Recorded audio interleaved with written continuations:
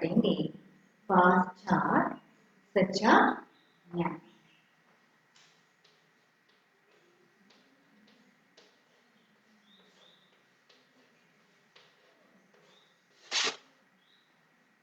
सच्चा न्याय एकांकी एक प्राचीन प्रसंग पर आधारित है। इसमें बालक राहुल अपनी माँ यशोधरा से कहानी सुनाने की जिद कर रहा है। माँ यशोधरा राहुल को उसके पिता सिद्धार्थ के जीवन से जुड़ी एक घटना सुनाती है। इसमें उन्होंने एक घायल हंस की रक्षा की। यहाँ पर राहुल और यशोधरा कौन कौन है? राहुल और यशोधरा नाम के दो कैरेक्टर पार्ट।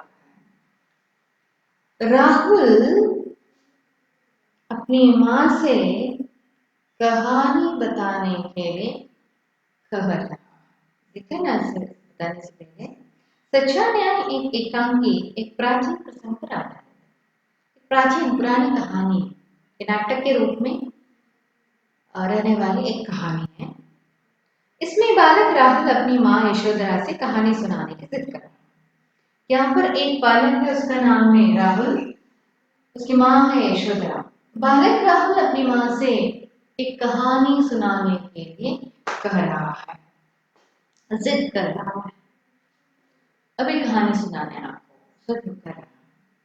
माँ यशोधरा राहुल को उसके पिता सिद्धार्थ के जीवन से जुड़ी एक घटना सुनाती है। उसे यशोधरा किसी और की कहानी नहीं, उसके पिता सिद्धार्थ के जीवन पर आधारित देखकर कहानी बताती है। उन्होंने एक घायल हंस की रक्षा की थी। सिद्धार्थ ने एक घायल हंस की रक्षा की थी।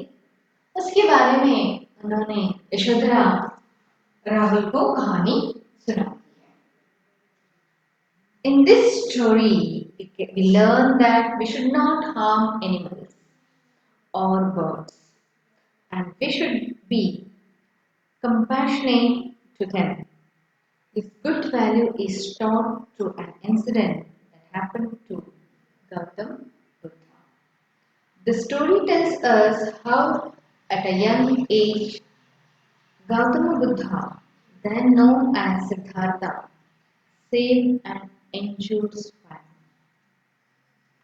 यहाँ पर आप दो चित्रों को देख सकते हैं, है ना। यहाँ पर एक चित्र में आप देख सकते हैं, यहाँ पर दो लड़के हैं, वे एक कुत्ते को पत्थर से मार रहे हैं। और दूसरा जो चित्र है, एक पक्षी तो शायद भूखे हैं, तो ये लड़का उस पक्षी के लिए कुछ दाने दे रहे हैं, उसको कटोरी में रखा गया है ना। यहाँ पर खाने के लिए वो दे रहा है। यहाँ पर क्या है कि पत्थर से मार, इसे आप सही बताएंगे, ये सही है ना, इसे नहीं करना है। पहले और दूसरे चित्र द्वारा क्या समझाया जा रहा है? यदि आपके घर में कोई घायल चिड़िया या अन्य कोई जीव आए तो आप क्या करेंगे? आप उसकी रक्षा करेंगे ना। पशु भी प्रेम की भाषा समझते हैं, कैसे बताएं? पशु भी प्रेम की भाषा, अगर प्राणी हो पक्षी हो, अगर आप बहुत प्यार करेंगे तो भी वो आपको प्यार करेंगे ना। अगर आपके घर में रहने वाले बिल्ली, कुत्ते, गाय, है ना, ये सभी प्राणियां क्या है, अगर आप उसे प्यार करेंगे तो वे भी आपको बहुत प्यार करेंगे, है ना। आप कहेंगे जाओ तो जाएंगे, आप कहें आ जाओ तो कहे वो आ जाएंगे, है ना। उसके लिए गाय के लिए अलग अलग नाम भी रखे जाते हैं, कुत्ते के लिए अलग अलग नाम रखे। अगर आप नाम से बुलाएंगे तो दौड़ के आएंगे ना। वैसे पाठ का संदेश है, पशु पक्षियों में भी हमारी तरह भावनाएं होती है, फीलिंग्स होते हैं। वे भी प्यार और दुख समझते हैं, उनसे प्रेम करना चाहिए, कष्ट या नुकसान नहीं पहुंचाना चाहिए। अब हम पढ़ेंगे पाठ 4 सच्चा ज्ञान। ठीक है। यशोधरा अपने कक्ष में बैठी थी। उनका पुत्र राहुल उनके पास आकर बैठ गया। राहुल, माँ मुझे कहानी सुनाई ना। पुत्र, अभी नहीं, पहले मुझे अपना कार्य पूरा करने दो। राहुल, नहीं माँ, तो अभी कहानी सुनूंगा। यशोधरा, राहुल हट मत करो। राहुल, और मेरा मन कहानी सुनने को कर रहा है, सुनाइए ना माँ, कोई भी कहानी। यशोधरा, ठीक है, मैं आपके पिताजी सिद्धार्थ के जीवन से जुड़ी एक घटना के बारे में बताती हूँ, जो किसी कहानी से कम मनोरंजक नहीं है। अच्छा माँ, यही कहानी सुनाइए। यशोधरा, जब आपके पिता छोटे थे तब एक दिन वे उपवन में घूमने के लिए गए। प्रातः काल का दृश्य मन को लुभा रहा था। सूर्य की सुनहरी किरणें चारों ओर फैल रही थी। तभी क्या हुआ? जल्दी बताइए ना। एक घायल हंस को आपके पिता ने धरती पर गिरते देखा। उसके शरीर में तीर लगा हुआ था और रक्त बहा रहा था। है ना। यह पाठ का नाम सच्चा न्याय। सच्चा न्याय क्या है आपको बाद में पता चलेगा। ठीक है। सच्चा का अर्थ क्या है? न्याय का अर्थ जजमेंट है। ठीक है। यहाँ पे दो पात्र हैं, राहुल, यशोधरा, दो पात्र हैं। तो यशोधरा अपने कक्ष में बैठी। कक्ष का अर्थ है कमरा। कक्ष का अर्थ क्या है?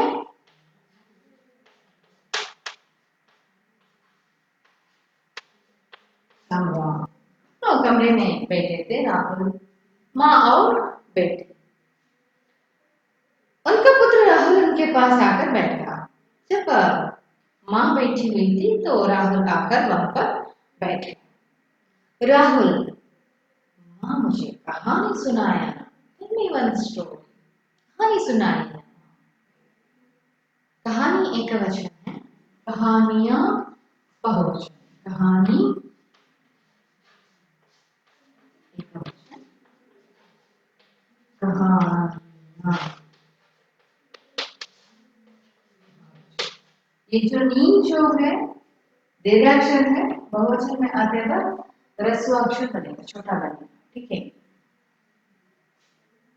ये तो माँ मुझे कहानी सुना, राहुल बता रहा है माँ से मुझे कहानी सुनना है। यशोधरा, पुत्र अभी नहीं, अभी नहीं, पहले मुझे अपना कार्य पूरा करने दो। पहले मैं अपने कार्य, कार्य का अर्थ क्या है? काम। राहुल बता रहा है अभी मुझे कहानी सुनना है, तो माँ बताती है अभी नहीं, अभी मुझे अपने काम को पूरा करना है। मेरे काम खत्म होने के बाद मैं एक कहानी बताऊंगी। राहुल, नहीं नहीं माँ, मैं तो अभी ही कहानी सुना, मुझे अभी सुनना है। यह 1 मिनट तक रुकने के लिए तैयार नहीं है, तो अभी सुनना है माँ मुझे कहानी। यशोधरा, राहुल हट मत करो। हट करते जिद। हट का अर्थ क्या है? जिद।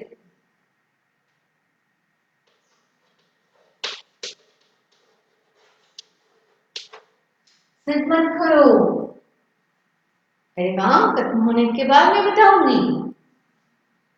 राहुल, पर मेरा मन कहानी सुनने का कर रहा है, सुनाइए ना माँ, कोई भी कहानी। अभी मुझे मन तो कहानी सुनने के लिए कर रहा है, तो मुझे अभी कहानी सुन, कुछ भी कहानी हो सकती है, कोई भी कहानी, तो भी बताना है मुझे। यशोधरा, ठीक है, मैं आपके पिताजी सिद्धार्थ के जीवन से जुड़ी एक घटना के बारे में बता रही। ठीक है। कहानी बताऊंगी, मगर वो आपके पिता सिद्धार्थ के जीवन से संबंधित एक कहानी है, जो किसी कहानी से कम मनोरंजक नहीं है। मनोरंजक का अर्थ क्या है? मन को अच्छा लगने वाला। अगर यदि आप बहुत पसंद करेंगे, ये किसी और कहानी से कम मनोरंजक नहीं है, कम खुशी देने वाले नहीं है। बाकी कहानी कैसे खुशी दे देंगे आपको, वैसे ये कहानी भी बहुत खुशी देंगे आपको। मगर यह कहानी आपके पिताजी सिद्धार्थ के जीवन से संबंधित एक कहानी है, ठीक है ना? ठीक है राहुल, अच्छा माँ, ये कहानी सुनाइए ना। ठीक है, एक कहानी सुनाइए ना। यशोदा, जब आपके पिता छोटे थे, तब एक दिन वे उपवन में घूमने के लिए गए। आपके पिताजी छोटे थे, ये आज की बात बहुत थोड़े साल पहले की, जब आपके पिताजी छोटे थे, तब उपवन में इधर उधर घूम रहे थे। उपवन का अर्थ क्या है? गार्डन, ठीक है। उपवन में इधर उधर घूम रहे थे। प्रातः काल का समय, प्रातः काल का अर्थ है सुबह।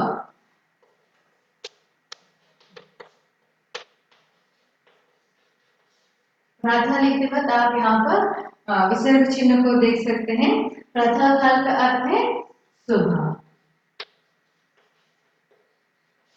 सुबह का समय था, उपवन में घूम रहे थे, तब क्या हो गया?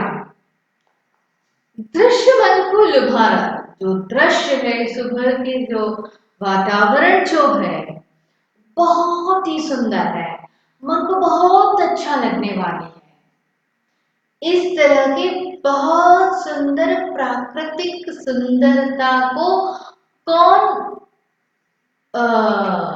आस्वादित कर रहे थे? कौन इस खुशी को ले रहे थे? राहुल के पिताजी सिद्धार्थ, ठीक है। यहाँ पर सूर्य की सुनहरी किरणें चारों ओर फैल रही थी। सूर्य तो इधर से अपने किरणों को फैला रहे थे। तभी राहुल, तभी क्या हुआ? बुद्धो ना, जल्दी बताइए ना। हाँ यशोदा, एक घायल हंस को आपके पिता ने धरती पर गिरते देखा। प्रकृति बहुत ही सुंदर है, सुबह का समय है। तभी एक पक्षी ऊपर से नीचे गिर गया। वो भी घायल, उसके शरीर पर चोट लगी थी। उसके शरीर में तीर लगा हुआ था। तीर, तीर करते यहाँ पर आप हम इसको देख सकते हैं ना, स्वयं को। तीर लगे हुए थे, बाण लगे हुए, एरो, और रक्त बह रहा था। चोट लगने के कारण उसके शरीर से रक्त तो बह रहे थे। कितना समझ में?